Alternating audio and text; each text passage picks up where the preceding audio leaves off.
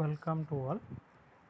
So ఎప్పటిలాగే మన నాయకులు పాలిటీషియన్స్కి సంబంధించిన నెక్స్ట్ వీడియోకి స్వాగతం. సో ఈ వీడియోలు ఎందుకు చేస్తున్నాను దానిపైన టొక్కీగా చెప్పే ప్రయత్నం చేస్తాను. మన దేశంలో, మన రాష్ట్రంలో చాలామంది రాజకీయ నాయకులు ఉన్నారు. వాళ్ళ గురించి మనం తెలుసుకోవాల్సిన అవసరం ఎంతో కొంత ఉంటుంది. ఎందుకంటే వీళ్ళ చేతుల్లోనే మన దేశ భవిష్యత్తు అనేది నిర్ణయించబడుతుంది. వీళ్ళు చేసే చట్టాల ఫలితంగానే మన దేశంలో అభివృద్ధి చెందుతుందో లేకపోతే మన దేశం నాశనం అవుతుందో అనేది డిసైడ్ అవుతుంది. బికాస్ వాళ్ళు నాశనం చేస్తారనిగా, బట్ అంతర్లీనంగా వాళ్ళు తీసుకునే నిర్ణయాలు సరిగ్గా తీసుకోకపోతే దేశం అయితే అధపాతాళానికి పోతుంది, లేదంటే అభివృద్ధి చెందుతుంది. బట్ ఏదేమన్నదే కేవలం మరి డిపెండ్ అయ్యేది రాజకీయ నాయకులు తీసుకునే నిర్ణయాల వల్ల. మరి అటువంటి రాజకీయ నాయకులు ఎటువంటి నిర్ణయాలు తీసుకుంటే మనకి మంచి జరుగుద్ది అని తెలియాలంటే ముందర మనం ఎన్నుకున్న నాయకుల యొక్క వివరాలు ఎంతో కొంత తెలిసి ఉండాలిగా. క్షమించండి. సో అలా తెలిసి ఉండాలి అంటే మనకు ఫస్ట్ అసలు నాయకుల పేర్లు, అసలు వాళ్ళ వయసు ఏంటి, వాళ్ళు ఏం చదువుకున్నారో, వాళ్ళకున్న ఆస్తిపాస్తులు ఏంటి, అసలు వాళ్ళ మీద క్రిమినల్ రికార్డ్స్ ఉంటే ఎన్ని రికార్డ్స్ ఉన్నాయి, వాళ్ళ మీద సీరియస్ ఛార్జెస్ ఎన్ని ఉన్నాయి, ఇది తెలిసిందనుకోండి అట్లీస్ట్ విల్ అండర్స్టాండ్. అఫ్కోర్స్ రాజకీయ నాయకులకి కొంతమంది మంచి నాయకుల పైన కావాలని కేసులు పెట్టి వాళ్ళని ఇరికించే ప్రయత్నం చేసే సిచ్యువేషన్స్ ఉంటాయి. ఆస్తులు ఎక్కువనంత మాత్రాన వాళ్ళు చెడ్డమని చేస్తున్నారని కాదు, ఆస్తులు తక్కువనంత మాత్రాన వాళ్ళు మంచి నాయకులు అని చెప్పడానికి లేదు. ఆ నాణ్యానికి రెండు వైపులా ఉన్నట్టే ప్రతి చోట ఉంటాయి. సో అన్నింటినీ మనం తీసుకోలేం. బట్ కొన్నిసార్లు ఏంటంటే మనం తీసుకునే నిర్ణయాలు చాలా జాగ్రత్తగా ఆలోచించుకోవాలి. క్షమించండి ఇలా వస్తున్నందుకు. సో ఇప్పుడు మరి మనం ఏం చేయాలి? మనకున్న ఇన్ఫర్మేషన్ని తెలుసుకునే ప్రయత్నం చేస్తే రేపు అన్న రోజున మనం నాయకులు ఎన్నుకుంటున్నప్పుడు ఇంకేమైనా ఉపయోగపడచ్చు. అంటే వాళ్ళ ఆస్తిపాస్తులు ఏంటి, వాళ్ళు ఏం చదువుకున్నారు, ఇవి తెలిస్తే నెక్స్ట్ లెవెల్లో అసలు వాళ్ళు ఏం చెప్తున్నారు, మనకి ఏం చేద్దాం అనుకుంటున్నారు అన్న ఆలోచనలు వస్తాయి కదా, దాని గురించి అనమాట. సో ఇంకా చాలా ఉన్నాయి. కొద్ది విషయాలు తెలుసుకుంటుంటేనే చాలా అనిపిస్తుంది. ఓకే, ఇలా ఉన్నప్పుడు ఇలా తక్కువ ఆదాయం ఉన్నవాళ్ళు కూడా పోటీ చేస్తున్నప్పుడు వాళ్ళు వెనుకపడడానికి రకరకాల కారణాలు ఉండొచ్చు. సో వాటి గురించి కూడా అర్థమవుతుంది. సరేనండి. సో చదివే కొద్దీ, వీడియోస్ చూసే కొద్దీ మేబీ ఎవరైతే మన దేశం పట్ల మన దేశం అభివృద్ధి చెందాలని ఆకాంక్షిస్తారో ఖచ్చితంగా అలాంటి వాళ్ళు ఫస్ట్ చేయాల్సింది ఏంటంటే ముందర మన దేశంలో మనం ఎన్నుకున్న ప్రజాప్రతినిధులు ఎవరైతే మనం పార్లమెంటుకి, అసెంబ్లీలకి పంపి మంచిగా చట్టాలు చేసి మన రాష్ట్రాన్ని, దేశాన్ని అభివృద్ధి చేయమని పంపుతున్నామో అసలు వాళ్ళెవరు ఏంటని తెలుసుకునే ప్రయత్నం చేస్తే maybe it will help us to understand even better కదా. సో దాని గురించి anyway without any delay let start the game. క్షమించండి, గేమ్ కాదు, let start the video. So ఎప్పటిలాగే లోక్సభ నుంచి మనం స్టార్ట్ చేద్దాం. లోక్సభలో 2019 ఎలక్షన్స్లో మనం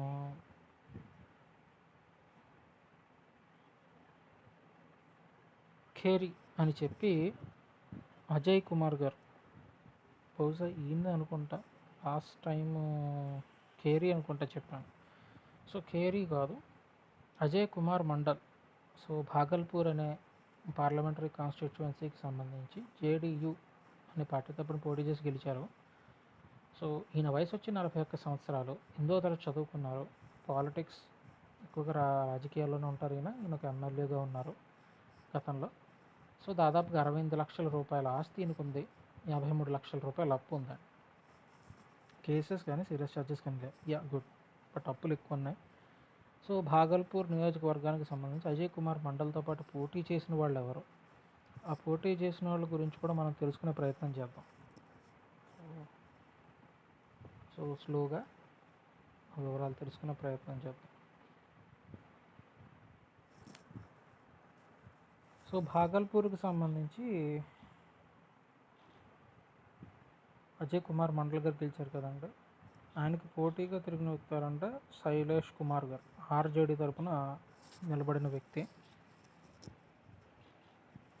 సో ఈయన బాగల్పూర్ కాన్స్టిట్యువెన్సీకి సంబంధించి ఈయన ఏంటి చూద్దాం. 43 సంవత్సరాల వయసు అండి శైలేష్ కుమార్ గారు. 12వ తరగతి చదువుకున్నారు. వ్యవసాయం చేస్తారు. దాదాపుగా 3 కోట్ల రూపాయల ఆస్తి ఉంది.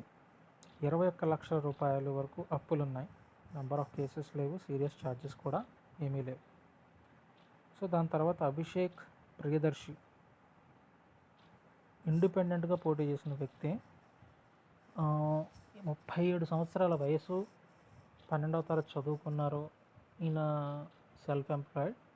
97 లక్షల రూపాయల పైగా ఆస్తులు ఉన్నాయి. 40 లక్షల అప్పులు ఉన్నాయి. కేసెస్ లేవు. సీరియస్ ఛార్జెస్ కూడా లేవు. సో ఈసారి కొంచెం యంగ్ పర్సన్స్ కనబడుతున్నారు.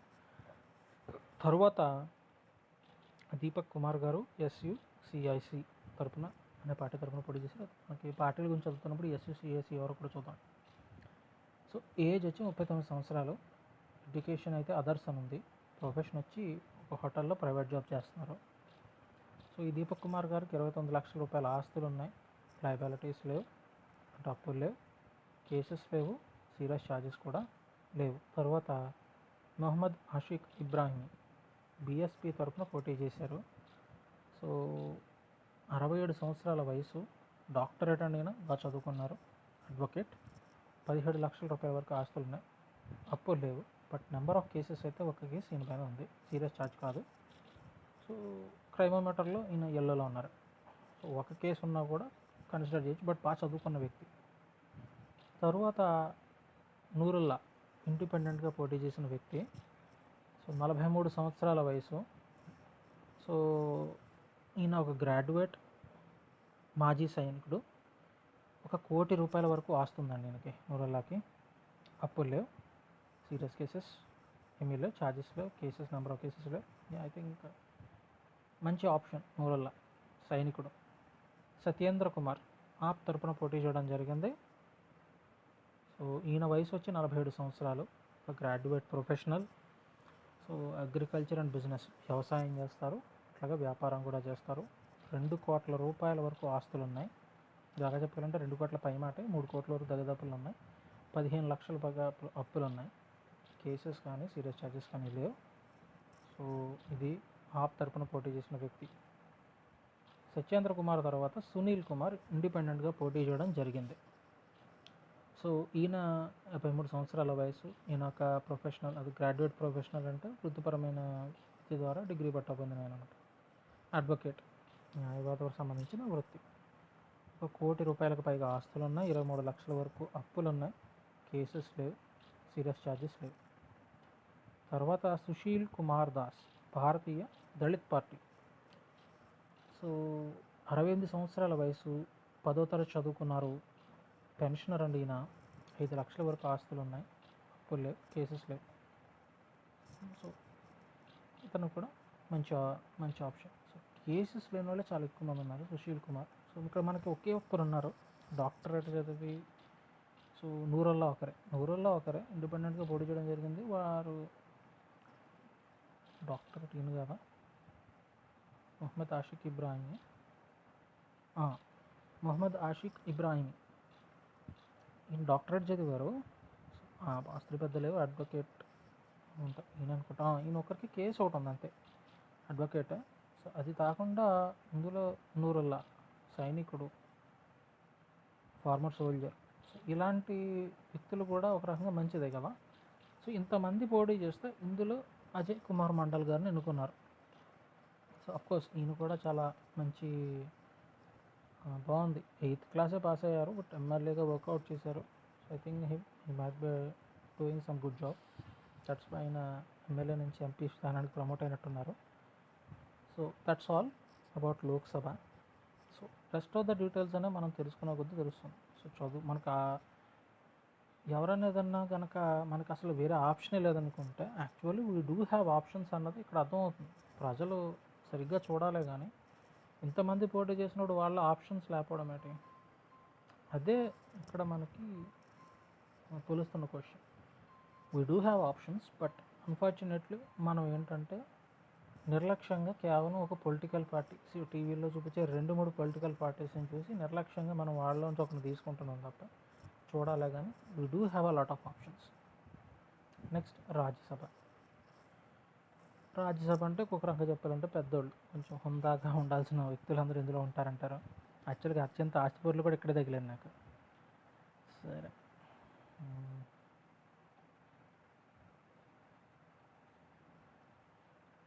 సో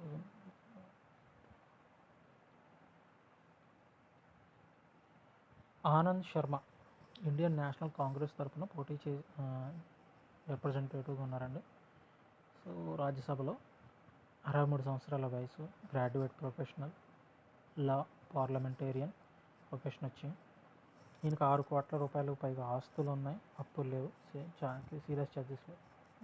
ఇంకా ఆస్తులు ఉండడంలో మనం పెద్ద ఆశ్చర్యపోక్కర్లేదు. ప్రస్తుతానికి ఎన్నికల్లో అందరికీ కోట్ల ఆస్తులు ఉంటేనే కానీ పనిలో అనిపిస్తుంది. ఇలాంటి వాళ్ళని చూస్తే చాలా వరకు అందరూ డబ్బున్న వాళ్ళే ఉన్నారు, కోట్లు. నాకు తెలిసి ఎవరో తక్కువ ఆస్తులు ఉన్న వాళ్ళు ఎవరు కనపడలేదు, చాలా తక్కువ మంది కనపడ్డారు చూసిన వీడియోస్లో. సో రాజ్యసభ గురించి. నెక్స్ట్ మన స్టేట్ అసెంబ్లీస్లో మనం ఎప్పటిలాగా ఆంధ్రప్రదేశ్ అయ్యాక తెలంగాణ చూద్దామండి. సో ఫస్ట్ విన్నర్ లిస్ట్లోకి వెళ్దాం. 2019 విన్నర్స్ లిస్ట్ ఎలక్షన్స్లో ఎవరున్నారన్నది.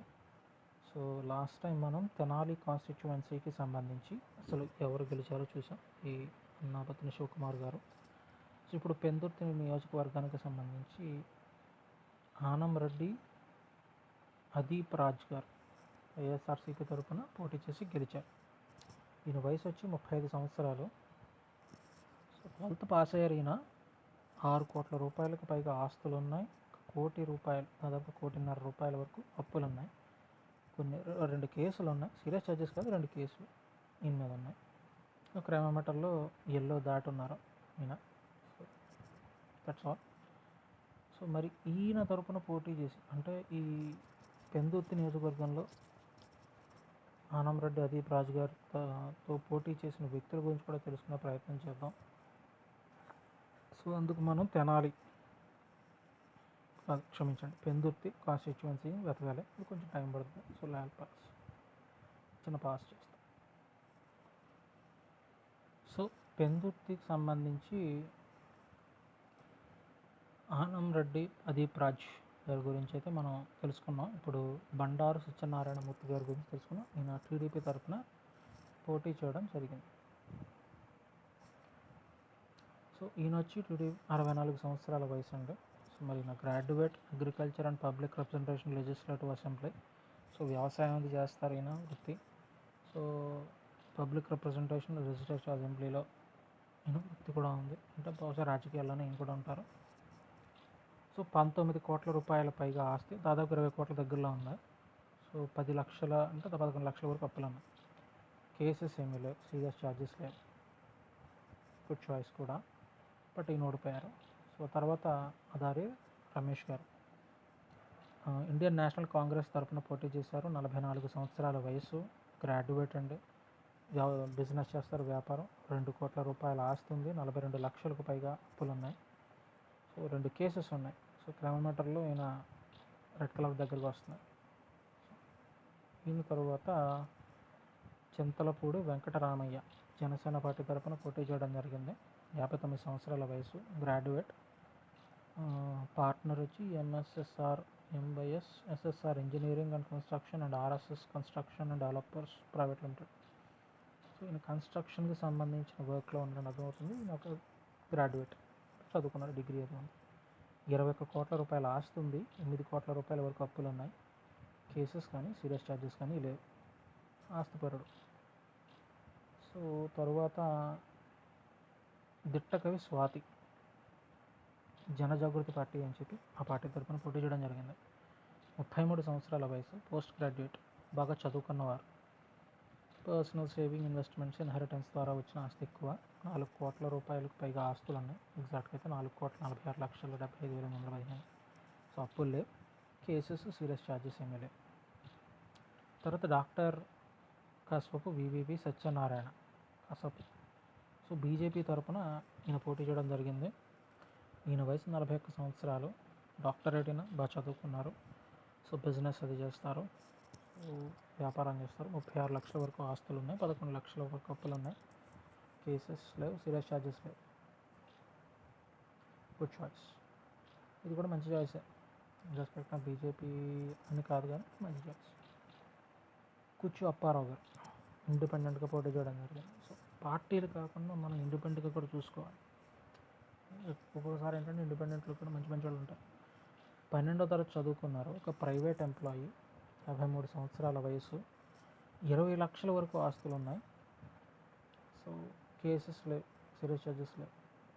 తను కూడా మంచి ఆపర్చునిటీ మనకు అవుతుంది. సో అప్పుడప్పుడు ఇలాంటి వాళ్ళు కూడా చూస్తే బెటర్ ఏమో. మన వాళ్ళు చూడకపోవడం మన మైనస్ అవుతుంది. ముల్లేటి ఈశ్వరరావు గారు ఇండిపెండెంట్గా పోటీ చేయడం జరిగింది. 27 సంవత్సరాల వయసు, 10వ తరగతి చదువుకున్నారు, ప్రైవేట్ జాబ్ చేస్తారు, 20 లక్షల వరకు ఆస్తి, కేసెస్ ఏమీ లేవు. థింక్ ఈయన కూడా పర్వాలేదు, బాగానే ఉన్నారు. Nageswararao Peela pyramid party of India తరఫున పోటీ చేశారు. 40 సంవత్సరాలు, graduate, meditation and spiritual science ప్రచన్ అంటారు. సో ఈయన మెడిటేషన్ వాటికి సంబంధించిన ద్వారా సంపాదిస్తూ ఉంటారు. 55,000 వరకు ఆస్తులు ఉన్నాయి, అప్పులు లేవు, కేసెస్ లేవు ఏమో. తర్వాత షేక్ షఫీవుల్లా ఇండిపెండెంట్గా ఇతను కూడా పోటీ చేయడం జరిగింది. మరి ఈయన 30 సంవత్సరాల వయసు, 12 తరగతి చదువుకున్నారు, లైసెన్స్డ్ సర్వేయర్. ఈయన ఒక సర్వేయర్ అటండి. సో 6 లక్షల వరకు ఆస్తులు ఉన్నాయి, కేసెస్ కానీ ఏమీ లేవు. I think that's a very good one. తర్వాత తాటిపూడి శ్రీరాములు గారు ఇండిపెండెంట్గా పోటీ చేశారు. 51 సంవత్సరాల వయసు, graduate, social activist and reporter news. నేను సోషల్ యాక్టివిస్ట్ లేదా న్యూస్ రిపోర్టర్. 9 లక్షల వరకు ఆస్తులు ఉన్నాయి, అప్పులు లేవు, కేసెస్ సీరియస్ చార్జెస్ లేవు. ఐ థింక్ ఆయన వయసుకి 9 లక్షలు అంటే చాలా తక్కువ. కొంతమందికి వందల కోట్లు ఉన్నవాళ్ళు కూడా చూసాం. సో ఇది ఎంతమంది పోటీ చేశారు.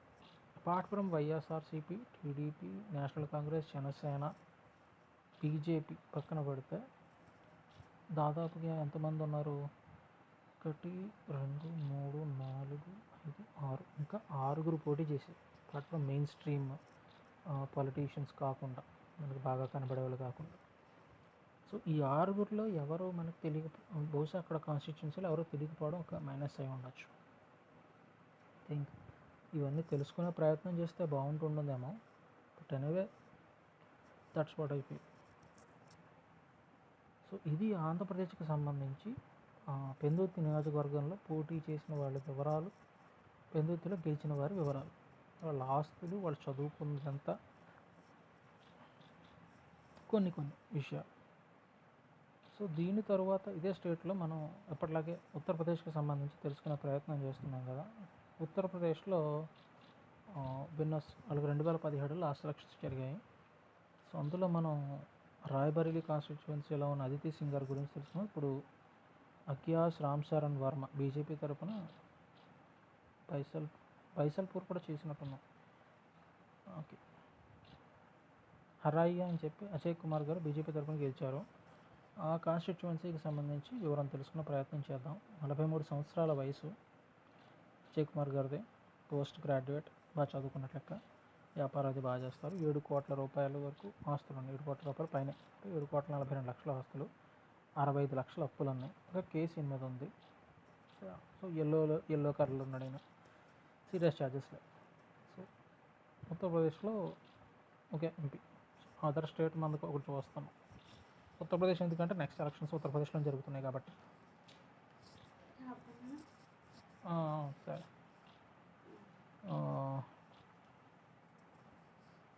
నెక్స్ట్ పొలిటికల్ పార్టీస్ చూద్దామండి.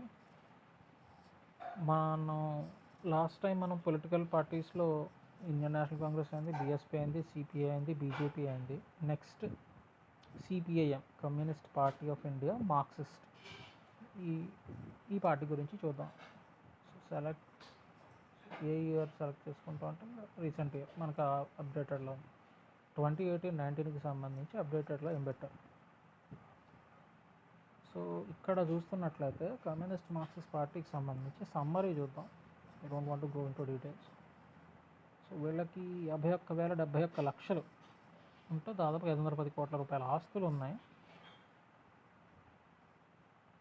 అలా అనుకోవాలి. మరి టోటల్ అసెట్స్ మరి అది ఏంటో నాకు ఇంకా తెలియదు. ఇన్కమ్ వచ్చి 10,00,00,000 ఏంటిది? ఆస్తులు ఉన్నాయా లేవా ఏం తెలియడం లేదు. ఇక్కడ లక్షలని రాసి ల్యాక్స్ అని రాసి ఇలా రాశారు.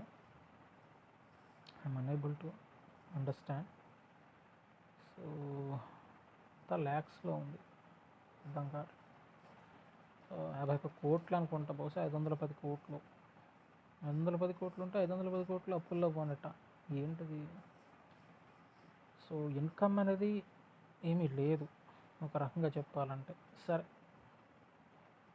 నాకు ఈ ల్యాక్స్ అంతా అర్థం కావడం లేదు, ఎలాగా వీళ్ళు చేశారంది. డొనేషన్స్ వచ్చేటప్పటికి డీటెయిల్స్ చూద్దాం, ఎవరు హైయెస్ట్ డొనేషన్స్ ఇచ్చారని. సో వీళ్ళకి వచ్చి 3,00,00,000 రూపాయల వరకు లాస్ట్ ఇయర్, అంటే 2018-19లో 3,00,00,000 రూపాయల డొనేషన్స్ వచ్చాయి. సో ఆస్తులు నాకు తెలిసి ఇలా ఉంటే పెద్ద ఏముండవు.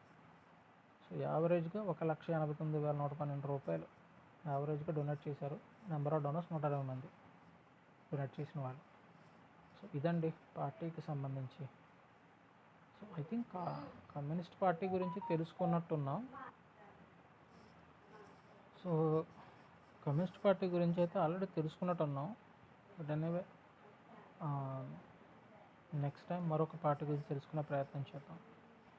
So association for democratic reforms సంబంధించి వీళ్ళు ఒక యాప్ తయారు చేశారు, మై నేత అని. మీరు ఆండ్రాయిడ్లో వెళ్ళినా కూడా చూడొచ్చు. సో అందులో అయితే మీరు ఏ రాష్ట్రానికి చెందిన రాష్ట్రానికి నాయకులు వాళ్ళ ఆస్తులు అన్నీ తెలుసుకోవచ్చు. మీరు కూడా చెక్ చేయండి. సో ఇది చాలా ఇంపార్టెంట్ ఇన్ఫర్మేషన్. ఒకవేళ ఎవరన్నా ఇదిగోండి కాంటాక్టర్స్ అయితే చెప్తున్నారు ఎలాగా మీరు కాంటాక్ట్ అవ్వాలనుకుంటే. So I think you will get to know more about it. అబౌట్లోకి వెళ్తే మీకు తెలుస్తుంది అసోసియేషన్ ఫర్ డెమోక్రాటిక్ రిఫార్మ్స్ సంబంధించి ఏంటి. సో అసోసియేషన్ డెమోక్రాటిక్ రిఫార్మ్స్ సంబంధించి హిస్టరీ చూడొచ్చు. సో మీకు మిషన్ ఏంటి, ఇంప్లిమేషన్ చూడండి. Corruption and criminalisation and the political process ఏం జరుగుతుంది, వాటిని ఐడెంటిఫై చేయడం అదంతా అనమాట. సో నెక్స్ట్ మీకు ఫ్యాక్స్లో చూద్దాం ఏమన్నా. What is MyNeta app? Okay, MyNeta app గురించి ఉంది. సో ఏ ఇన్ఫర్మేషన్ దొరుకుతుంది, ఇక్కడి నుంచి డేటా తీసుకుంటున్నారు, ఏదన్నా ఛార్జ్ చేస్తుందా, తర్వాత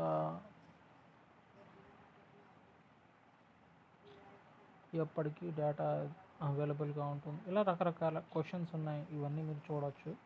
సో వీళ్ళు get to know more information ఏంటిది వీటి గురించి. సరేనండి. సో ప్రస్తుతానికి నేను చెప్పగలిగేది అయితే ఒకటే, మనం ఎన్నుకునే నాయకులు కనుక సరైన వాళ్ళైతే మన రాష్ట్రమైన దేశమైన అభివృద్ధి చెందుతుంది. సరైనడు కాకపోతే, వాళ్ళు చేసే చట్టాలు కనుక సరిగ్గా చేయకపోతే మనమే నష్టపోతాం అంతిమంగా. రాజకీయ నాయకులకు వచ్చే నష్టమేమి ఉండదు. వాడికి రావాల్సిన జీతం వస్తుంది. ఒకవేళ వాడు ఇంకా కరప్టెడ్ అయితే వాడికి రావాల్సిన కాంట్రాక్టులు వాడు సంపాదించుకుంటాడు. మన భవిష్యత్తు, మన పిల్లల భవిష్యత్తు, మన భావితరాల భవిష్యత్తు, మన పెద్దల భవిష్యత్తు నాశనం అవుతుంది.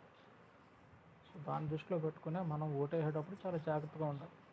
సో ఇది అందరికీ తెలిస్తే బాగుంటుందని నేను అనుకుంటున్నాను. నా ఆంధ్రప్రదేశ్ వరకు అయితే ఇది.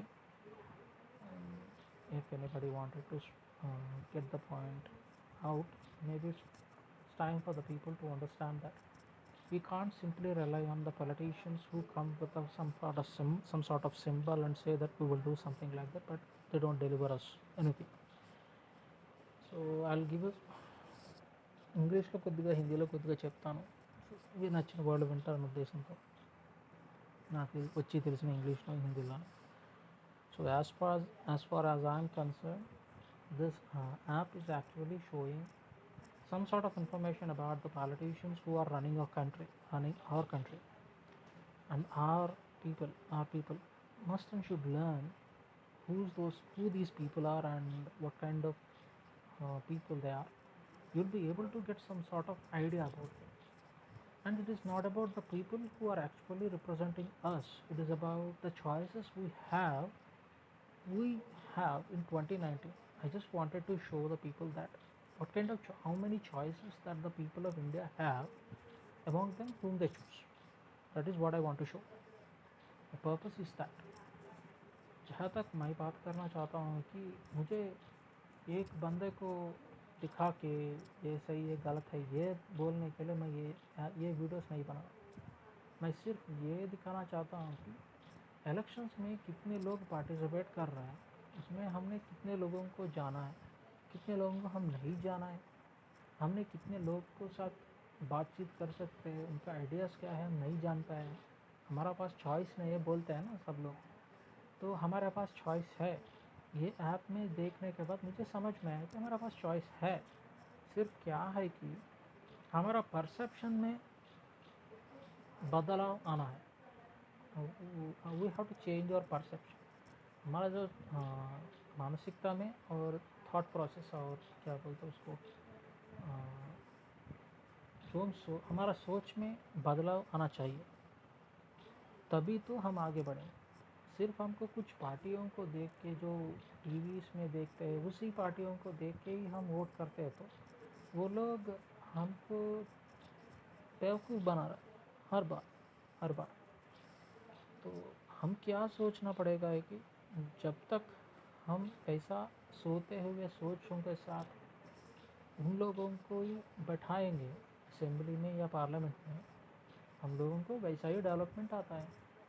हम तो डायनामिक होना पड़ेगा। जहाँ तक मुझे पता है, जब तक हमारा जो पॉलिटिशियंस में टेंशन नहीं आता है तब तक वो काम नहीं करता है। जो टेंशन होता है ना, जो पॉलिटिशियंस में टेंशन होता है ना, तब वो काम करना शुरू करता है। ये जानता है अगर तक सही काम नहीं किया तो उसका तो अगला बार तो नहीं आने वाला, उनका सीट गया। तो ये सब देख के ही हम उसको, वो पॉलिटिशियंस को पता नहीं कि ढंग से काम नहीं किया तो तुम नहीं आने वाले भाई। तो अगर पार्टी के साथ देख रहे हो तो हमको, जैसे कि मान लो हमारा देश में सिर्फ भाजपा और कांग्रेस के अलावा और कोई तीसरा नेशनल पार्टी नहीं है, जिसकी वजह से कांग्रेस और भाजपा आज तक ये मोनोपोली डुओपोली एंजॉय कर रहा है।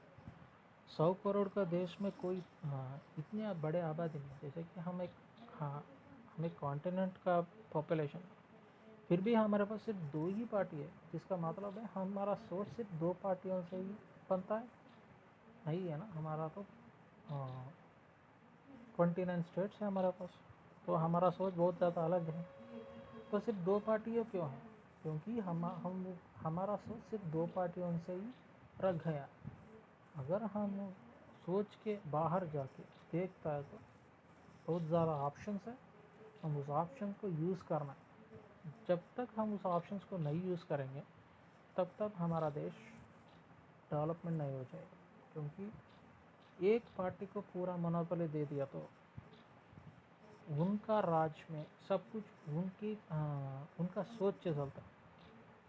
वैसा सोचने वाला राजकीय बोर्ड में पूरा पावर दे दिया तो वो लोग हमारा डेवलपमेंट के बारे में नहीं सोचेंगे। वही हो रहा है अभी तक, या कांग्रेस या भाजपा वो वही कर रहा है। जब कोalition गवर्नमेंट होता है तो वो हर बात को मानने के लिए तैयार होते हैं, मानना पड़ेगा ना, तो वही कर रहा है। సో నేనేం చెప్తానంటే, ఎప్పుడైతే మన రాజకీయాల్లో కేవలం ఒకే పార్టీని దృష్టిలో పెట్టుకుని ఓటేసి వాళ్ళు మెజారిటీ ఇస్తే దే విల్ ఆల్వేస్ ఏం చేస్తారంటే, అధికారం మన చేతిలో ఉంది కదా, మన ఇష్టం వచ్చిన బిహేవ్ చేయొచ్చు. అదే మనం తెలివిగా ఆలోచించి వాళ్ళ అధికారం అనేది కనుక కోయాలిషన్ గవర్నమెంట్ని కనుక ఫామ్ చేసేలా ఇస్తే దెన్ వాళ్ళు ఎప్పుడూ ఒక రకమైన అటెంటివ్ పొజిషన్, ఎందుకంటే వాళ్ళ అధికారం అనేది జస్ట్ కొద్ది మంది మంత్రుల చేతుల్లోంచి మారిపోతుంది. సో కాబట్టి అది చాలా ఇంపార్టెంట్. సో అదే నేను అంటున్నాను, కోయాలిషన్ గవర్నమెంట్స్ ఉంటేనే మన ఇండియా డెవలప్ అవుతుంది. లేకపోతే మొనోపలి డుయోపలి ఉంటే రాజకీయాల్లో వాళ్ళు చెప్పినట్టుగా నడుచుకోవాల్సి వస్తుంది. ఇప్పుడు కాంగ్రెస్ ఉన్నప్పుడు అదే జరిగింది, ఇప్పుడు భాజపా చేస్తుంది కూడా అదే. వీళ్ళిద్దరు చేతుల్లోనే దేశ రాజకీయాలు ఉండడం వల్ల వీళ్ళని చెప్పినట్టుగా చేస్తున్నారు. అదే 3-4 రాజకీయ పార్టీలు కలిసితేనే కానీ గవర్నమెంట్ ఫామ్ చేసే పరిస్థితి వస్తే చచ్చినట్టు వాళ్ళు వంగుతారు. డెవలప్మెంట్ చేస్తేనే కానీ నెక్స్ట్ టైం మనకి ఓట్లు మనం అధికారంలో ఉండమన్న విషయం వచ్చినప్పుడు భయపడతారు. సో అది మనకి ఇంపార్టెంట్. సో అదే నేను చెప్పాలనుకుంటున్నాను. Thank you very much for watching the video until the end, and please share it, like, share and subscribe this video. Thank you again for watching the video. Jai Hind.